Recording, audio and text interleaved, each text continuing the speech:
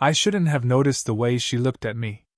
Not there, not in the library, where everything was supposed to be quiet, still, untouched by anything personal. But the truth is, I did notice. She was the head librarian, mid-40s, always in muted sweaters and glasses that slid down her nose when she was tired. She carried herself like someone who'd learned not to expect much from people anymore, but still found small reasons to keep going, like the way she straightened the same stack of returned books twice, or paused a beat too long over a handwritten note someone had left in the margins. And then there was me. Early 20s, working part-time reshelving books to cover rent and maybe keep myself from drifting too far. I told myself it was just a job.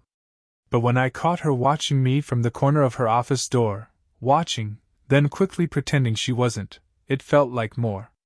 The first time our hands brushed, it wasn't dramatic. Just the wrong book on the wrong shelf. I reached, she reached, the tips of her fingers grazing the back of mine. She didn't say anything. Neither did I. But my hand stayed there longer than it should have, holding the weight of something that wasn't really the book. She cleared her throat softly. "You've been misfiling history under biography," she said, her voice low even. Not sharp, not accusing, just close. I muttered something about fixing it, but her gaze lingered as if the mistake wasn't really the point. The library was too quiet after that.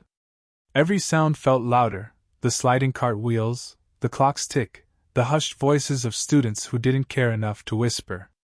I avoided looking at her, but every time I moved between aisles, I felt her presence like a shadow against my shoulders. Later, when I passed her desk, she didn't look up right away. She just sat there, fingers curled around a half-cold mug, staring at nothing. Then she lifted her eyes, and something shifted. It wasn't the professional glance of a librarian. It was softer. Searching. I froze. Maybe a second too long. She blinked, and just like that, the softness vanished. She reached for a pen, pretended to write something, as if the look hadn't happened at all.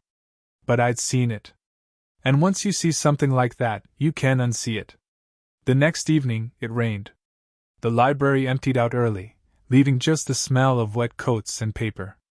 I was shelving the last of the returns when I noticed her still at her desk, the overhead lights casting long shadows on the walls.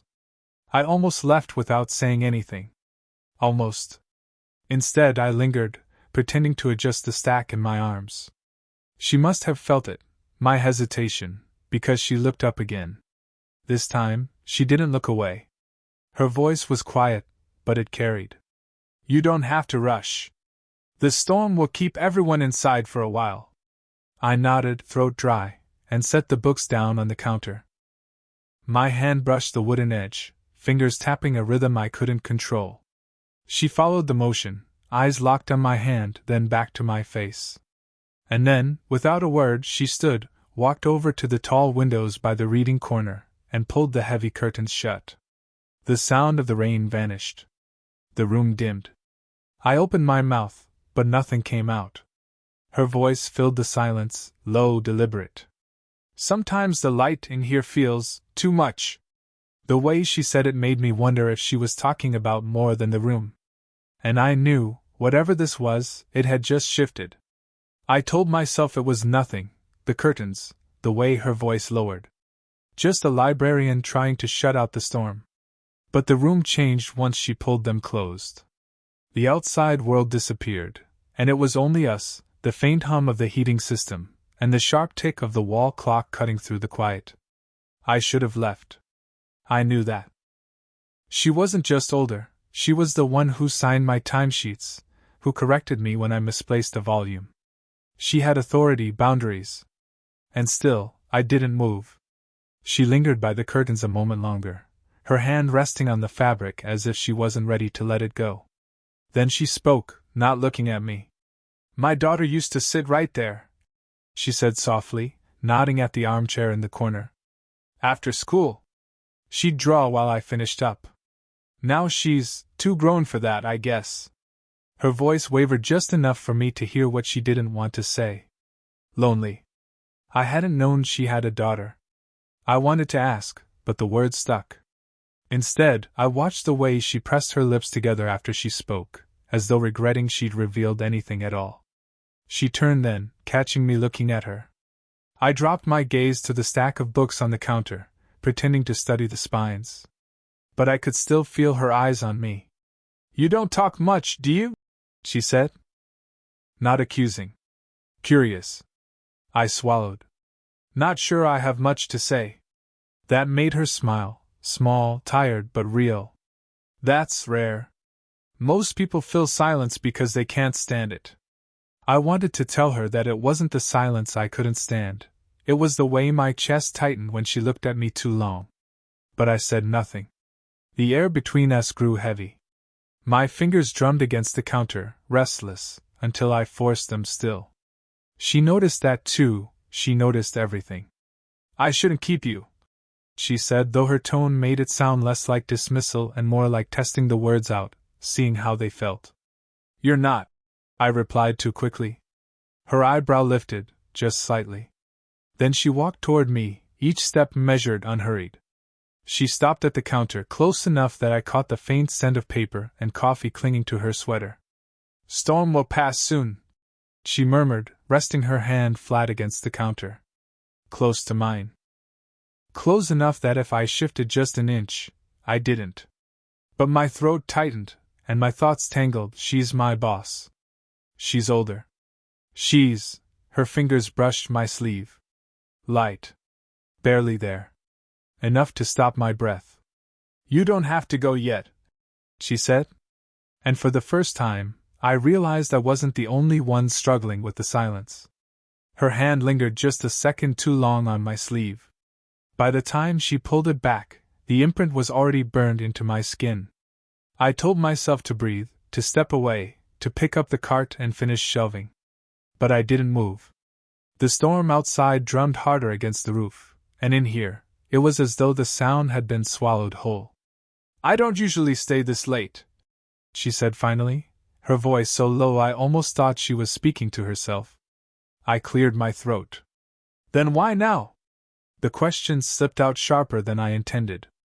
Her eyes flicked up at me, startled, before softening. For a moment, she looked younger, unguarded.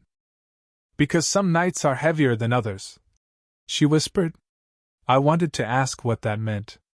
Instead, I found myself studying the small things, the way her fingers curled tight around the edge of the counter, the faint smudge of ink on her wrist, the shadows under her eyes that no makeup bothered to hide. She wasn't polished. She was real. Something tugged in my chest. Dangerous. I opened my mouth, ready to say something, what I didn't even know, when the sharp buzz of her phone broke the moment. She jumped, fumbling to silence it, and I saw the name flash across the screen before she angled it away. "Ex-husband." She pressed the phone face down on the desk and exhaled, shaking her head. "He has a talent for calling at the wrong time." I shouldn't have asked, but the words came anyway. "Does he still bother you?" Her eyes met mine, steady now. "Not in the way you think." A pause. "It's just messy history. Too much of it." I nodded, though my stomach twisted. There was so much I didn't know about her life, her world. Maybe I wasn't supposed to. But when she shifted closer, her sweater brushing the edge of my arm, all I could think about was how easy it would be to close the space entirely. I forced myself to step back, hand tightening on the cart's handle. "I should finish up before the storm clears," I said, my voice tighter than I wanted. Her expression faltered. Not anger, something else. Disappointment, maybe? Loneliness. She lowered her gaze, fingertips tracing the rim of her mug. "You always leave before I ask you to stay," she murmured. The words froze me. She hadn't meant to say them. I could tell by the way her eyes widened, like she wanted to catch them and pull them back. But it was too late. I swallowed hard, the weight of her slip pressing against my chest. The right thing would have been to laugh it off, pretend I hadn't heard. But I didn't. Instead, my hand hovered above hers on the counter. Close. Closer. And that was when a knock rattled against the library's glass front door. We both jerked our heads toward it. A student, dripping from the rain, peered in, cupping his hands against the glass. Her breath caught. She didn't move. Neither did I. Our hands still hovered, suspended in the space between choice and mistake. The knock came again, louder this time. Her whisper cut the silence. "Don't move!" The student's knock echoed once more, impatient, breaking the spell. She finally moved, her hands slipping away from mine as she crossed the room. But instead of opening the door, she drew the curtain tighter until the figure outside was nothing but a blurred shadow. The knock faded into nothing. The storm covered the rest. When she turned back, I saw it on her face, not fear, not guilt, something harder to name. A kind of defiance mixed with regret, like she'd already decided this moment wasn't supposed to happen, but she couldn't walk away from it either. "You didn't move," she said quietly. I gripped the cart handle, knuckles white. "You told me not to." Her lips curved faintly. Not quite a smile. "And you listen that easily?" I wanted to laugh, but my throat was dry. Instead, I stepped forward, abandoning the cart altogether. The space between us shrank until I could see the faint lines at the corners of her eyes, the nervous twitch of her thumb against her palm. "You shouldn't say things like that," I whispered. "And you shouldn't look at me the way you do," she countered, almost immediately. The words hung between us, heavier than the storm outside. My chest tightened. She knew. She'd seen through every silence, every stolen glance I thought I'd hidden. I swallowed hard. "I can't help it."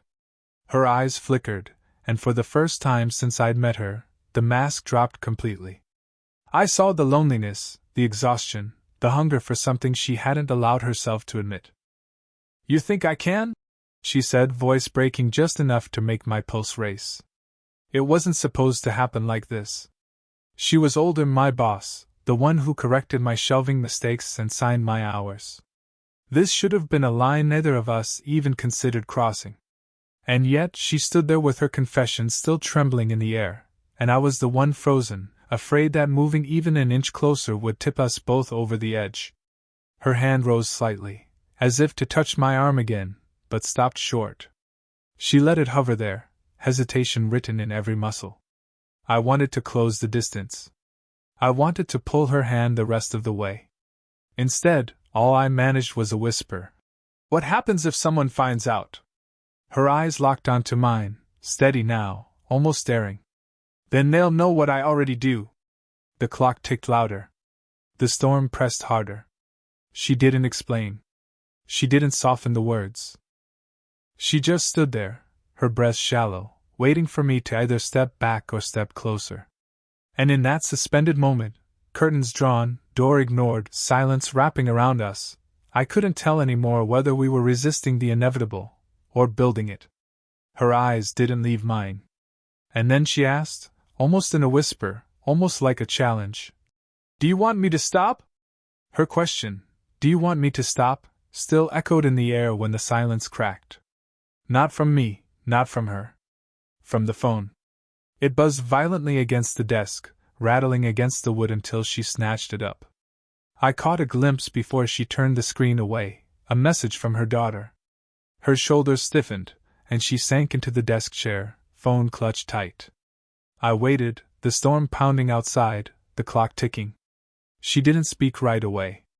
Her eyes scanned the message, her lips tightening, then parting as if she couldn't quite form words. Finally, she whispered, "She says she saw us." My stomach dropped. "What?" She looked up at me, eyes wide with something between panic and shame. "My daughter was outside just now. She saw me, with you." I blinked, trying to piece it together, the shadow at the glass, the knock. It hadn't just been a student. It had been her. Watching. The blood rushed in my ears. "She thinks, she doesn't think." She cut in sharply, then lowered her voice, pressing a hand to her forehead. "She knows. She knows me too well." I didn't know what to say. The room tilted, everything shifting in a way I hadn't expected. The secret that hadn't even fully formed between us had already broken open. "She's 19. She muttered, more to herself than to me. "Barely older than you." She'll never forgive me for. She stopped, biting down hard on the words. For what? For almost crossing a line? For wanting me? Her voice faltered. I can't let her think I. She trailed off, shaking her head. I stepped forward before I could stop myself. That you what? Her eyes snapped to mine, raw and unguarded. That I wanted you here. That I didn't tell you to leave. The confession hit harder than any touch. For a moment neither of us moved. The storm outside was nothing compared to the one swirling between us. She sat there, shoulders trembling, her phone still in her grip, the unread message glaring up like an accusation. And I, God help me, I wanted to reach for her. To tell her it didn't matter who saw, what lines were crossed. But she was a mother. A boss. A woman who had already lived through regrets that could fill shelves. She drew in a sharp breath, her voice steadier now but colder, like she was forcing herself back into armor. You should go. Before I make a mistake either of us can take back. I opened my mouth, words caught on my tongue. I could leave. I should leave. But the way she looked at me then, pleading, defiant, terrified all at once, made it impossible. My hand pressed against the counter, steadying myself. Maybe it's too late for that. Her eyes widened, glistening in the dim light. For the first time, she didn't answer. She just stared at me, silence heavy with everything we weren't supposed to admit, until the phone buzzed again, cutting through the air like a blade. The phone buzzed again. She silenced it without even looking this time, sliding it face down across the desk as though turning her back on a truth she wasn't ready to face. Her hands were trembling. I'd never seen her like that, this woman who always moved with such control, who corrected my shelving mistakes with calm precision, who wore her quiet authority like armor. Now the armor had cracked wide open. You should go, she said again, but her voice wasn't steady anymore. It wavered like the storm pressing against the windows. I took a step closer. Do you really want me to? Her breath caught. She pressed her palm against her temple, shaking her head. Want has nothing to do with it. Want is the problem. I swallowed hard, my chest tightening. Then at least tell me. Don't leave me standing here not knowing what all of this. I gestured between us, the silence, the curtains, the brush of her hand. Meant to you. Her eyes closed for a beat, and when they opened, they were raw, shining. It meant I felt something I wasn't supposed to. Something I thought was gone from me. Her voice cracked. Do you understand how terrifying that is? I didn't answer right away. I just stared at her, the lines of exhaustion and defiance etched into her face, the way her fingers gripped the edge of the desk like it was the only thing keeping her grounded. Finally, I said quietly, I've been terrified since the first time you looked at me like I wasn't invisible. That broke her. She covered her mouth with her hand, a sound escaping, half laugh, half sob. She shook her head. You shouldn't say things like that. You don't know what you're asking for. Then tell me. I whispered, leaning in, every nerve in me taut. Tell me to stop thinking about you. Tell me you don't feel it too. And I'll go. I swear I will. Her hand fell from her mouth. She looked at me for a long, unbearable moment. The storm outside thundered, rattling the windows, but neither of us moved. When she finally spoke, it wasn't the dismissal I expected. It was barely a breath. I can't. The words landed between us like a confession, like a breaking dam. She reached for me then, not hesitantly, not halfway, but fully. Her hand gripped my arm, pulling me closer, her forehead pressing against mine. It wasn't a kiss. Not yet. But it was everything that had been building, unspoken and impossible to contain. For a moment, the library didn't exist. The phone didn't exist. The storm was nothing but background noise. Her whisper cut through it all. If we do this, there's no going back. And I whispered back, steady, certain. Maybe I don't want to. She closed her eyes, her breath trembling against my lips, suspended on the edge between decision and disaster.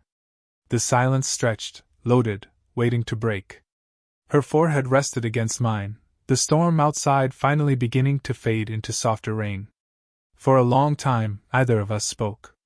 We just stayed there, caught in that fragile space where choices are made, where you either step back into safety or forward into something that can't be undone. Her fingers tightened slightly on my arm, grounding herself, grounding me. Then she pulled back just enough to look at me fully. "I've been empty for a long time," she admitted, her voice low, raw. "Books. Work. Routines. They filled the hours, but not the ache. And then you showed up, careless and quiet, and suddenly I noticed myself again. That's what scares me most.